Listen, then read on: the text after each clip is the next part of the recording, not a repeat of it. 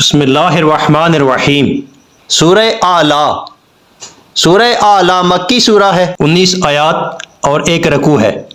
اس سورہ میں خدا کی تسبیح و عبادت کا حکم، خدا ہی سب کا خالق ہے، رسول صلی اللہ علیہ وآلہ وسلم کبھی کوئی چیز نہیں بھولتا، خدا عالم الغیب ہے، تم نصیحت کیے جاؤ، شرک سے بچو، نماز کی ترغیب، قرآن کا اگلے صحیفوں کے مخالف نہ ہونا وغیرہ ذکر فرمایا ہے۔ خدا کے نام سے شروع کرتا ہوں جو بڑا مہربان رحم والا ہے۔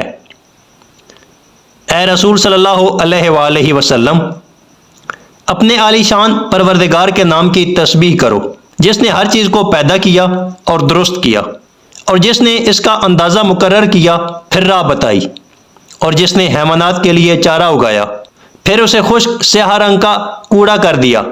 ہم تمہیں ایسا پڑھا دیں گے کہ کبھی بھولو ہی نہیں، مگر جو خدا چاہے منسوخ کر دے، بے شک وہ کھلی بات کو بھی جانتا ہے اور چھپے ہوئے کو بھی۔ آیت نمبر 7 کے لیے حاشیہ ملاحظہ فرمائیں۔ یعنی جس آیت کو خدا ہر طرح منسوخ کر دینا چاہے گا، حتیٰ کہ تلاوت میں بھی اس کو تمہارے ذہن سے ممکن ہے کہ مٹا دے، اور ہم تم کو آسان طریقہ کی توفیق دیں گے، تو جہاں تک سمجھانا مفید ہو سمجھاتے رہو۔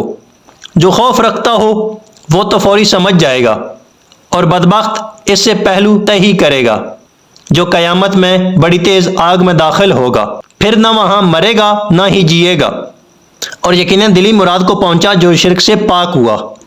آیت نمبر 14 کے لیے حاشیہ ملاحظہ فرمائیں۔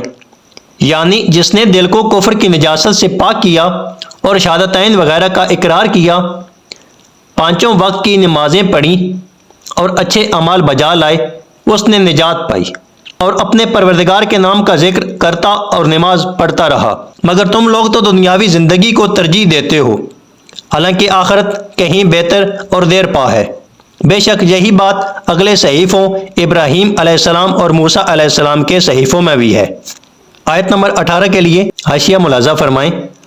حضرت ابو ذر رضی اللہ تعالیٰ عنہ سے روایت ہے کہ انبیاء 1,24,000 ہیں، اور ان میں سے 3,013 رسول صلی اللہ علیہ وآلہ وسلم و صاحب کتاب ہیں۔ 4,000 صحیفے خدا نے نازل کیے، اور بعض رسول کو کئی صحیفے عطا ہوئے۔ عرب میں 4 پیغمبر ہوئے، ہود علیہ السلام، صالح علیہ السلام، شعیب علیہ السلام، اور ہمارے رسول صلی اللہ علیہ وآلہ وسلم۔ صدق اللہ العلی العظیم۔